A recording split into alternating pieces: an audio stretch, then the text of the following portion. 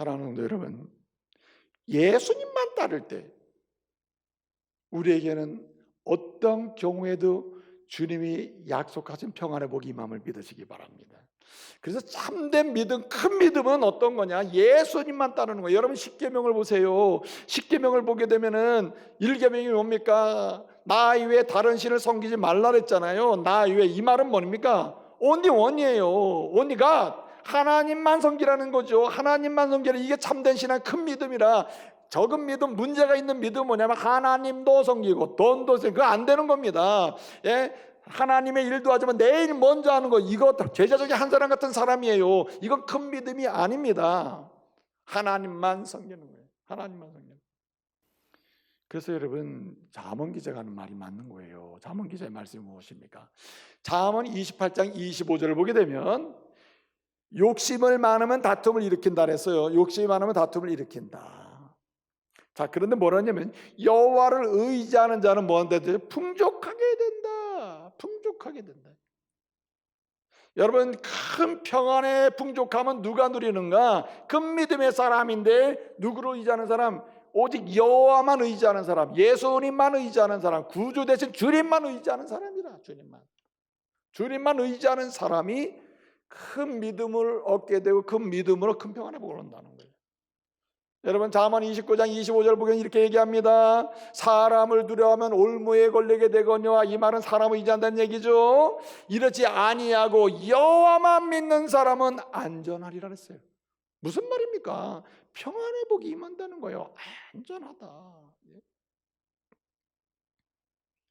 그러므로 우리 주님께서 마태복음 6장에서 하신 말씀을 기억해야 됩니다. 너희는 먼저 그 나라와 그 의를 구하라. 그 의를 구하고 그 다음에 네가 필요한 걸 구하라. 그게 아니고 주님만 섬겨라. 그러면 주님이 다 공급하신다는 거예요. 이게 큰 믿음이라, 큰 믿음. 그래서 여기에 평안의 복이 온다는 거죠. 그래서 오늘 주님만 따르는 것을 다시 돌이켜보면은 18절의 시작이 뭡니까? 명하시니라, 명하셨다 그랬어요. 그 다음에 23절에 예수님이 배에 올라가시니 예수님의 제자가 예수님을 따라서 올라갔다 할 때도 그 올라가는 과정 자체가 다 뭘 따라가는 거냐면, 예수님만 따라간다는 말은 예수님의 말씀만 따라간다는 거예요. 명령, 18절 명령이라 했죠. 예수님의 말씀만 따라가죠. 19절에서 22절까지 예수님이 하신 말씀이 확 정확하게 그 10년 가운데 새겨진 사람은 그 말씀을 따라서 어디로 갑니까? 예수님만 따라가는 거죠. 그래서 한번 시편 119편 165절을 보면은 뭐라고 얘기합니까? 오직 주의 법을 사랑하는 자들에게는 뭐가 있어요? 큰 평안이 있으니 그 앞에는 장애물이 없으리다. 장애물이 없다. 큰 평안이 있다. 이건 도대체 주의 법을 사랑하는 게 그 뭐예요? 곧 큰 믿음이라. 큰 믿음. 주님을 따르는 게 큰 믿음. 주님만 따르는 게 큰 믿음이라. 주님만 따르는 게. 여러분, 저는 이제 기독교 교육을 교육학을 해가지고 종종 제가 소개하는 책 중에 기독교 교육자가 많이 소개되잖아요. 넬러라고 하는 기독교 교육 철학자가 있었거든요. 이 넬러가 쓴 기독교 교육 철학, 넬러가 쓴 그냥 교육 철학 개론인데, 굳이 얘기하면 그 책에서 사람이, 이 철학이라는 거는 지혜를 가르쳐 주는 거잖아요. 교육 철학이라는 건 뭡니까? 마땅히 가르칠 내용이 뭐냐, 이것을 확실하게 가르쳐 주는 거거든요. 체계를 세우는 거거든요. 근데 넬러는 이런 얘기합니다. 사람이 배울 수 있고 전할 수 있고 취급하는 지식이 몇 가지 종류가 있다는 거예요. 그 종류 중에 하나가 뭐냐면 이성적 지식, 머리로 따져서 하는 지식이 있다. 머리로 따져가지고 알아가지고 정리해놓는 지식이 있고, 두 번째는 자기가 직접적으로 경험한 지식이 있다. 경험한 지식. 이 이성적 지식을 전하는 교육, 이것도 좋지만 이거 가지고는 안 돼요. 경험적 지식이 있다. 자기가 가르치는 자가 경험하고 배우는 자가 경험하는 지식, 이렇게 해서 배우게 하는 지식이 있다. 이것도 좋지만 이것만 가지고는 안 돼요. 또 다른 지식이 있는데 계시적 지식이 있다는 거죠. 머리로 나온 것도 아니고 경험으로 나온 것도 아닌데 던져진 지식이 있어요. 전능자로부터 주어진 지식이랄까요? 넬러는 그런 설명을 안 했지만 어떻든 계시적 지식이 있다. 이 계시적 지식이 있는데 이 계시적 지식을 받는 입장에서 보면 이 지식이 뭐냐면 권위적 지식이라. 권위적 지식. 한마디로 계시적 지식을 받을 때 이 지식 권위적 지식이 돼야 되는데, 계산하고 생각해 보니까 내가 인정해서 지식이 되는 게 아니라 이 계시적 지식이 자체가 권위가 있어요. 예수님이 주신 권위적 지식이라 이거예요. 예수님으로부터 주어지는 계시의 말씀의 지식이기 때문에 그 지식은 권위가 있고 권위의 지식이기 때문에 이유 불문 뭐 하는 거예요? 따라간다. 그럴 때 뭐가 일어나느냐? 놀랍게도 변화가 일어난다. 본래 교육이라는 것은 내적 변화를 일으키는 거거든요. 그래서 가치 변화를 시키는 게 교육인데, 이런데 여러분, 사람은 이성적 지식, 경험 지식에 의해서 사람을 변화시킬 것처럼 보여도 아니라는 거예요. 절대적 지식, 계시적 지식이 권위적 지식으로 주어져서 그 말한 분이 누구냐? 권위 있는데 권위를 신뢰하면서 내가 따지고 생각하기 전에, 계산하기 전에 어떻게 하느냐?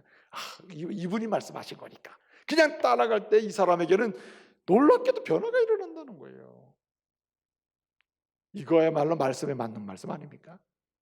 그러므로 사랑하는 성도 여러분, 우리는 예수님만 따라가는 은혜가 있기를 바랍니다. 예수의 말씀만 따라갈 때 그 믿음이 큰 믿음이에요. 여기 계산에 넣으면 안 됩니다. 핑계를 대서도 안 돼요. 여러 가지 내 조건을 가미해서는 안 된다는 말입니다. 또 한 가지는, 어떻게 하면 우리가 적은 믿음, 이 올리고 피스티스에서 메갈레 피스티스, 큰 믿음으로 갈 수 있느냐? 큰 믿음의 사람이 될 수 있느냐? 도대체 큰 믿음이 뭐냐? 한 가지는, 이렇게 우리가 따르는 예수님만 따를 때, 그 예수님만 따를 때 구주 되시고 창조 되시고 심판의 주 되시는, 이 구원의 주 되시는 주님은 우리를 끝까지 함께 하신다는 그 믿음이 큰 믿음이래. 어떤 상황에도 주님은 나와 함께 하신다, 나를 버리지 않는다, 나를 떠나지 않는다, 나를 보호하신다, 나를 인도하신다, 나와 영원토록 함께 하신다고 하는 요 믿음, 이런 고백에서 출발하는 믿음이 큰 믿음이요, 큰 믿음으로 성장해가는 믿음이래. 여러분, 오늘 25절을 보면은 오늘 제자들이 어떻게 했습니까? 24절에서 큰 놀이 일어나고 그 물결이 배를 덮었어요. 그래서 제자들이 크게 문제가 일어났죠. 막 그냥 염려하고 근심하고 막 이렇게 되죠. 그래서 25절에 뭐라고 소리칩니까? 25절에서 이렇게 소리칩니다. 우리가 죽게 됐습니다. 우리를 구원해 주십시오. 주여 구원하소서, 주여 우리를 살려주세요. 이렇게 소리치고 있습니다. 여러분, 구원이라는 것이, 구원은 노력해서 얻는 게 아니잖아요. 하나님의 주권적인 은혜로 우리가 구원을 받는 것입니다. 그 주권적인 은혜로 구원받는다 할 때 이걸 조금 더 설명을 해보면, 이게 시간적 순서가 아니고 논리적 설명의 순서예요. 시간적 순서로 이렇게 되는 게 아닙니다. 먼저 이렇게 설명하죠. 주님이 먼저 외견적으로 복음을 듣게 하십니다. 이거 외적으로 복음을 듣는 외적 소명이죠. 그 복음을 들은 사람이 내적으로 성령의 임재하심을 통해서 성령께서 우리로 하여금 반응하게 하셔요. 내적 소명이라 했죠. 주님 불러주시는 겁니다. 그 주님의 부르심 속에서 응답해서 우리가 어떻게 되냐면, 주님의 성령의 역사하심을 통해서 우리가 뒤집어져요. 단번에 변화가 거듭나게 돼요. 이걸 중생한다고 그래요. 거듭나는 가운데, 거듭난 사람이 특징이 뭐냐면은 내가 죄인이구나 하고 회개하게 됩니다. 그 지난 날을 돌아보고 나 같은 죄인이었구나, 근본적으로 태생이 죄인이구나 하고 회개하면서 방향을 틀어요. 누구를 향해 듣냐면, 날 죄와 사함에서 구원해 줄 분이 유일한 분이 누구냐? 예수밖에 없구나. 그리고 예수만 믿어야지 하고 예수를 향해 방향을 틉니다. 이게 믿음이에요. 그래서 소명 불러주신 하나님, 그리고 중생 거듭나게 하신 하나님, 그런 가운데 회심하게 합니다. 회심은 회개와 믿음으로 나와요. 회심은 회개하고 나서 주님만을 믿는다고 하는 믿음으로 돌아가게 만드는 거거든요. 그리고 회심하게 돼서 이렇게 믿음의 방향을 주님께 딱 틀어버려서 주님을 믿잖아요. 그러면 주님의 의가 나에게 전가돼요. 그래서 우리를 칭의 의롭다 칭해 주십니다. 우리의 죄는 누구에게 가요? 주님께로 가요. 주님의 십자가로 가요. 그래서 주님이 십자가에 다 내 죄를 못 박아, 다 못 박아 죽게. 그리고 주의 의가 우리에게 와서 의롭다 칭함을 받게 되는 겁니다. 그래서 칭의 된다래요. 의롭다 하심을 받게 되는 거죠. 이 의롭다 하심을 받은 사람들을 그냥 두지 않고 너 그래 내가 의롭다 챙겨줄게 그냥 놔두지 아니하시고 주님 뭐라고 하십니까? 오늘 우리가 늘 자주 암송하는 말씀 중에 요한복음 1장 12절 뭐라 그럽니까? 영접하는 자 그 이를 믿는 자들에게 하나님의 자녀가 되는 권세를 주신다. 하나님의 자녀가 되게 돼요. 아들이 되게 한다. 아들이. 그래서 이거를 고상한 말로는 양자 삼는다. 양자 삼는다. 그러면 주님이 복음을 듣게 해줘서 소명하십니다. 소명하시는 가운데 성령으로 인해서 거듭납니다. 거듭난 사람이 회심해요. 회개하고 주께로 돌아서 주님만 믿게 돼요. 그럴 때 주님의 의가 그래서 회심이 일어나고 주님의 의가 우리에게 하고 우리의 죄는 못 박히게 돼요. 그래서 우리는 칭의 의로 칭함을 받게 돼요. 그리고 이 은혜가 여기서 끝나는 게 아니라 하나님의 자녀가 된다. 넌 내 자녀라, 아들이라, 딸이라 이렇게 칭해 주신단 말이죠. 그래서 이 소명에서 이렇게 이 양자 하나님의 자녀 되기까지 이것을 내가 지금 길게 설명했으나 시간적 순서를 얘기한 게 아닙니다. 이거는 따라서 영적으로 영원히 단번에 이루어지는 사건이에요. 이게 엄청난 여기 은혜가 있는 거예요. 시간을 계산할 수 없을 정도로 단번에 소명에서 어디까지? 양자까지 그냥 쫙 일어나는 거예요. 논리적인 순서를 제가 설명했을 뿐입니다. 이게 엄청난 은혜가 여기 은혜의 비밀이 있다. 구원이라는 말 속에는 은혜의 비밀이 여기 들어가 있는 거예요. 엄청난 은혜죠. 이런 하나님의 섭리와 역사하심이 그냥 들어있기 때문에 우리가 은혜 받고 단번에 구원을 받는 것입니다. 단번에 어디로 들어와요? 구원의 뱃속으로 들어오는 거예요. 이 방주 안에 우리가 들어오게 된 겁니다. 그래서 누구와 함께 있게 됐어요? 예수와 함께 있게 된 거예요. 그리고 나면 어떻게 됩니까? 이제 주님을 닮아가도록 태어난 거니까 소명에서부터 양자 된 것까지는 뭐냐면 한마디로 영적인 출생이 된 거예요. 영적인 출생이 되게 되면 그 다음부터 어떻게 자라가잖아요. 사람이 태어나면 자라가듯이. 그래서 성화, 자라간다는 말은 거룩하게 돼간다는 말이에요. 그런데 여러분 얼마나 우리가 약합니까? 쓰러지고 넘어지고. 우리가 아이들 자랄 때면 쓰러지고 넘어지죠. 우리도 얼마나 넘어지고 쓰러지고 크고 작은 풍랑에 넘어지고 쓰러지고 이런단 말이에요. 자, 그런데 여러분 그렇다고 우리가 하나님 너 이제 내 자녀 아니야 도로 버릴 거야 태어난 게 아니야 도로 원위치 시켜요?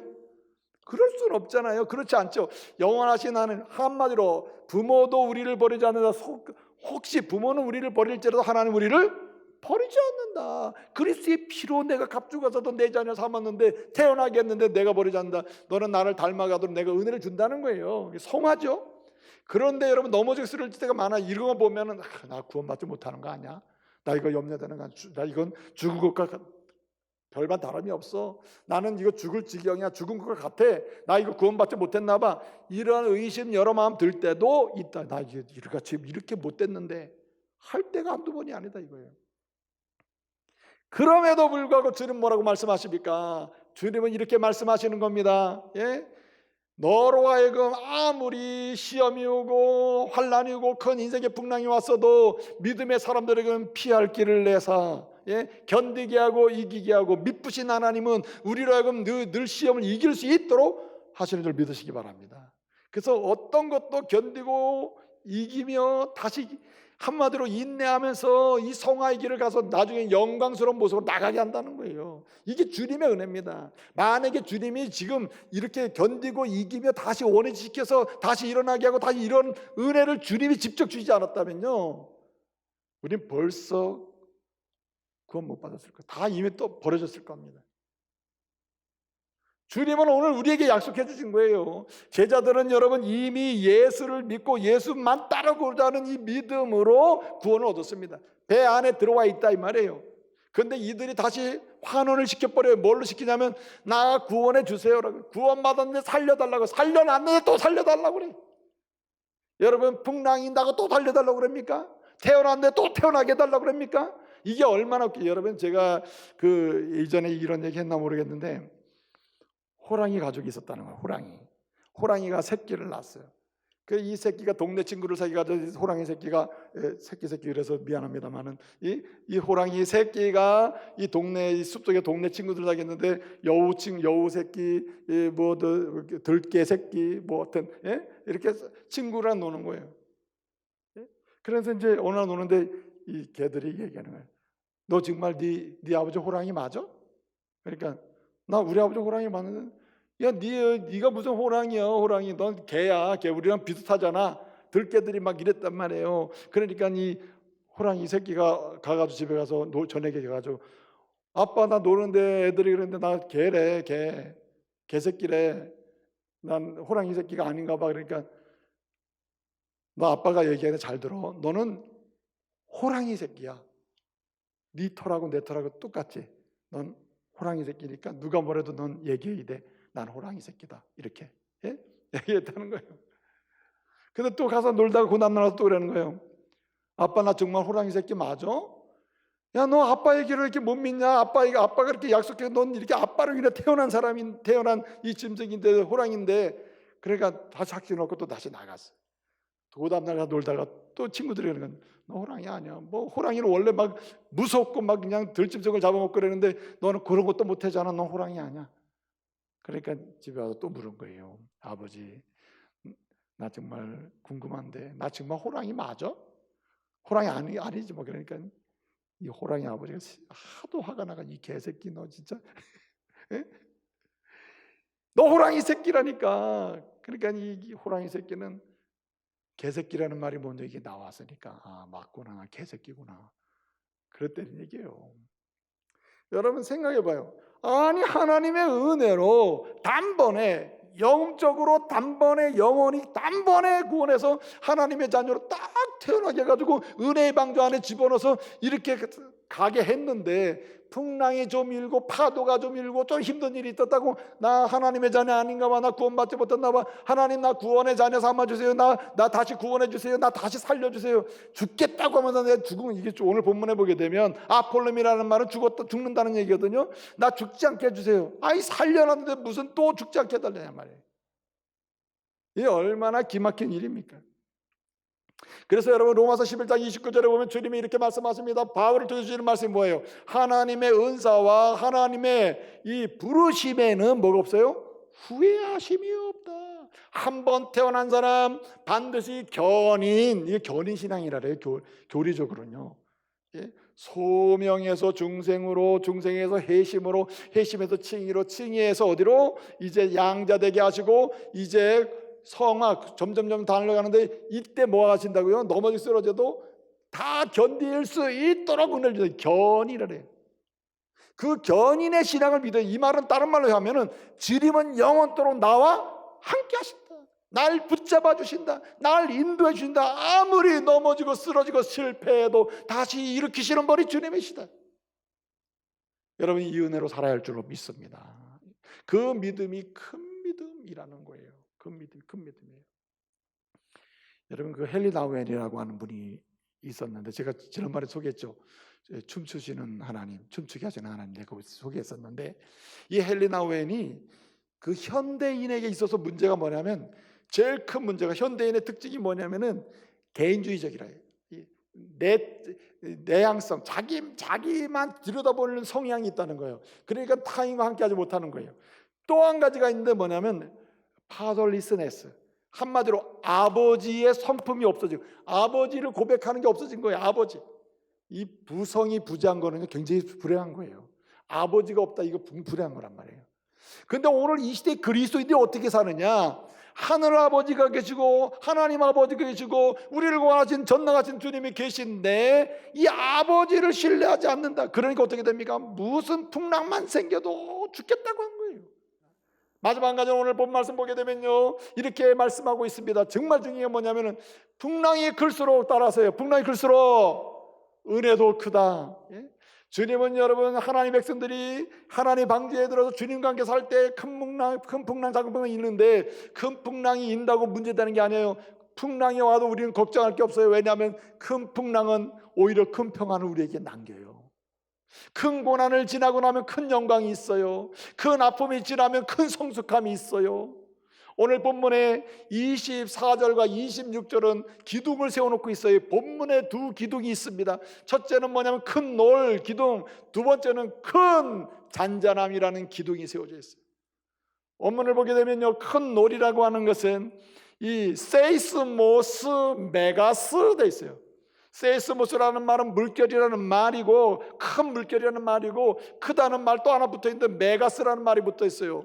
24절에 큰이라는 말이 하나 붙어 있고, 이것에 비추어서 뭐가 나타나느냐, 예측이 가능하다는 거예요. 큰 물결이 있으면 뭐가 있어요? 큰 잔잔함이 있다는 거예요. 큰 파도가 있으면 큰 은혜가 있다는 말입니다. 큰 풍랑이 있으면 뭐가 기다리고 있어요? 이 너머에는 큰 평안이 있다는 말입니다. 그래서 오늘 26절을 보게 되면 아주 잔잔하게 됐다 그랬어요. 주님이 꾸짖으심에 아주 잔잔하게 됐다. 무슨 말입니까? 여기 아주라고 하는 말이 한글로 아주라서 그렇지, 원래 원문상으로는 메가스, 메갈레라는 말이에요. 이 24절에 큰 물결 때 큰이라는 단어가 아주라는 말과 똑같은 말이에요. 큰 물결, 아주 잔잔한, 큰 잔잔함이라는 뜻이에요. 뭘 얘기해 주려고 하냐면 본문은요, 큰 물결이, 믿음의 사람들에게 큰 물결은 반드시 뭘로 끝난다? 큰 잔잔함으로 끝난다. 큰 풍랑은 큰 은혜로 끝난다. 큰 고난은 큰 역사로 끝난다. 큰 역경은 큰 기적으로 끝난다. 아멘. 예? 그 믿음의 고백을 여기 들려주는 거예요. 그래서 로마서 8장 18절에서 사도 바울은 우리에게 이렇게 선언하고 있습니다. 오늘의 고난, 이 고난이 어떠한지 모른다. 오늘의 고난이 크면 큰 대로, 작으면 작은 대로 거기에 걸맞는 무엇이 기다리고 있냐면 이것보다 더 큰 영광이 기다리고 있다.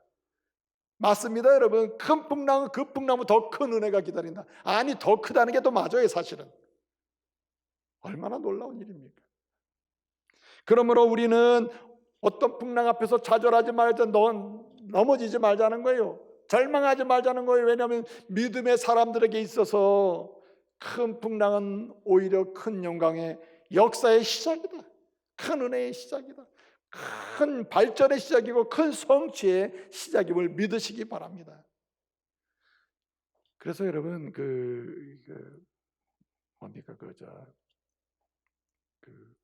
웨스토프라고 하는 분이 있었거든요. 이분은 기독교 교육학자인데 신앙이라는 게 단계가 있다. 단계가 있는데 1단계는 뭐냐면 한마디로 어플레이티브, 한마디로 소속, 귀속, 어디에 의존, 이렇게 어플레이티브한 페이스가 있다는 거예요. 그러니까 소속된 신앙이 있다. 관계적 신앙이라 할까요? 관계 속에 매여 있는 신앙이 있다. 그 다음에 신앙이 좀 커가면 무슨 신앙으로 바뀌냐면 리서치 페이스로 바뀌어요. 신앙, 탐구하는 신앙으로 바뀌어요. 이제 엄마 아빠가 가르쳐주는 대로 누가 여기에서 나가서 스스로 다 찾아봐야, 주님이 이런 분이구나 찾는다. 예를 들어 보는 거예요. 그 다음에 뭘로 바뀌어요? 멀처 페이스가 있다. 한마디로 성숙한 신앙이 있다. 그러면 이 성숙한 신앙의 핵심은 뭐냐면은 어떤 고난이 와도, 세상에 어떤 것이 와도 이것은 다 뭘로 연결된다? 은혜랑 연결되고 평안으로 연결되고 하나님의 역사로 연결된다. 여러분, 하나님의 사람들에게 세계 역사는 그냥 지나쳐버리는 역사, 우연히 지나가는 역사, 그냥 한번 있다가 없어지는 역사는 존재하지 않음을 믿으시기 바랍니다. 하나님 백성들이 주시는 모든 세상의 역사는요, 하나님의 구속의 역사를 놓고 보면은 항상 큰 은혜의 역사랑 연결이 돼 있어요. 들어가면 은혜입니다.